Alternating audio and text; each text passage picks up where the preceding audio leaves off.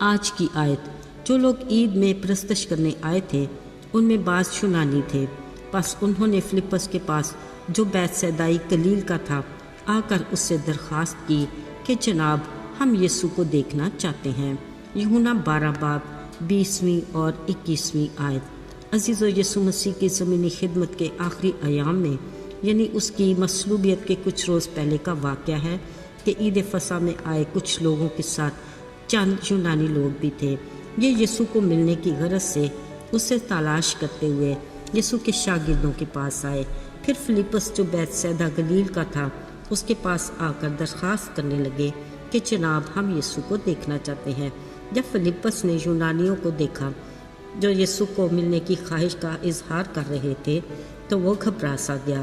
اس نے سوچا یہ تو غیر قوم کے ہیں، این ممکن ہے یسوع ان سے ملنا نہ چاہے، یوں اس کی سبکی ہوگی، کیونکہ یہودی قوم اپنی قوم کے باہر ہر شخص کو غیر قوم والا سمجھ کر اس سے میل ملاپ نہیں رکھتے تھے۔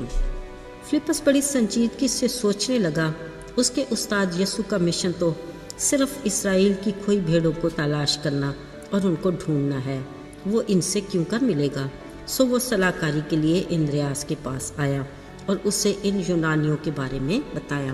عزیزو، فلپس خوش تھا کہ اندریاس دیگر کچھ شاگردوں کی طرح تعصب پرست نہیں، سو وہ دونوں یسوع سے ملنے کے خواہش مند یونانیوں کو اپنے استاد یسوع سے ملوانے کو لے گئے۔ اندریاس اپنے استاد یسوع کو اچھے سے سمجھتا تھا کہ وہ کسی کا طرفدار نہیں۔ اسے یہ بھی یاد تھا کہ یسوع نے اپنی تعلیم کے دوران اکثر یہ کہا کہ انجیل کی خوشخبری کا پیغام کل جہان کے لیے ہے۔ عزیزو، جب یسوع کو اپنے ساتھ ملنے آنے والے یونانیوں کا علم ہوا تو انہوں نے کہا وہ وقت آ گیا ہے کہ ابن آدم چلال پائے۔ ذرا سوچئے، یقیناً یسوع کے کہے یہ الفاظ خوشی کے ساتھ تھے، مطلب انہوں نے ان ملاقاتیوں کو خوش آمدید کہا۔ عزیزو، اگرچہ یسوع نے ایک بار اپنے پیچھے آنے والی کنانی عورت کو بھی، جس نے اپنی بیٹی کی شفا کی درخواست کی تھی، کہا تھا کہ میں اسرائیل کی بھیڑوں کے سوا کسی اور کے پاس نہیں بھیجا گیا، لیکن اس غیر قوم کی عورت نے بڑے ایمان کے ساتھ یسوع کو بڑا خوبصورت اور پر یقین جواب دیا، جس کے جواب میں یسوع نے بھی کہا کہ میں نے اسرائیل میں ایسا ایمان نہیں دیکھا۔ یقیناً یسوع کو اس کنانی عورت کے ایمان کی پرکھ تھی جس میں وہ پورا اتری۔ ساتھیو، یسوع کی شخصیت کے بارے میں قطعاً اس بات کی گنجائش نہیں کہ وہ صرف یہودیوں کے لیے آئے ہیں۔ عزیزو، آپ کو یاد ہوگا جب یسوع نے اپنی زمینی خدمت کو شروع کیا، یوحنا بپتسمہ دینے والے نے یسوع کو دیکھتے ہوئے یسایہ نبی کی کون سی پیشن گوئی کا حوالہ دیا؟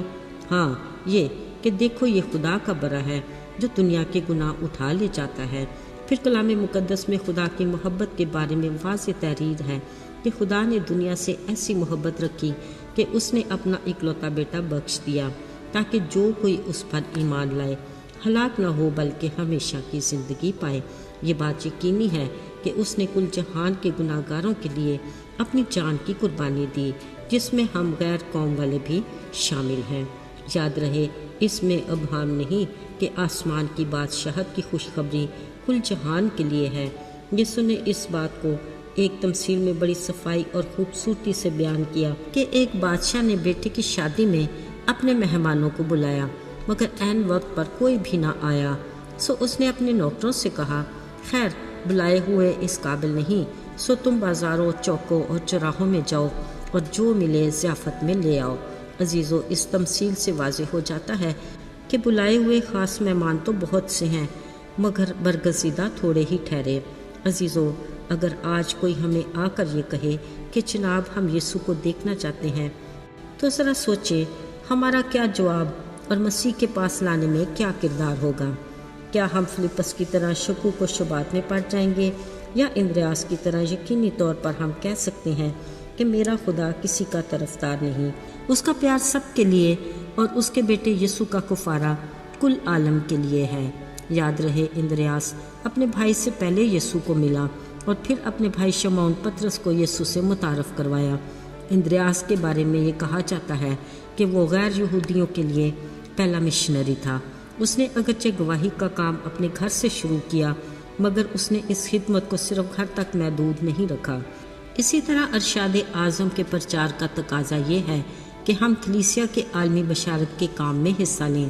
ایسے میں اندریاس جیسے شاگردوں کی ضرورت ہے تاکہ ساری دنیا انجیل کے پیغام کو جان لے اور ہم ہر کسی کو یسوع کے بارے میں بتا سکیں۔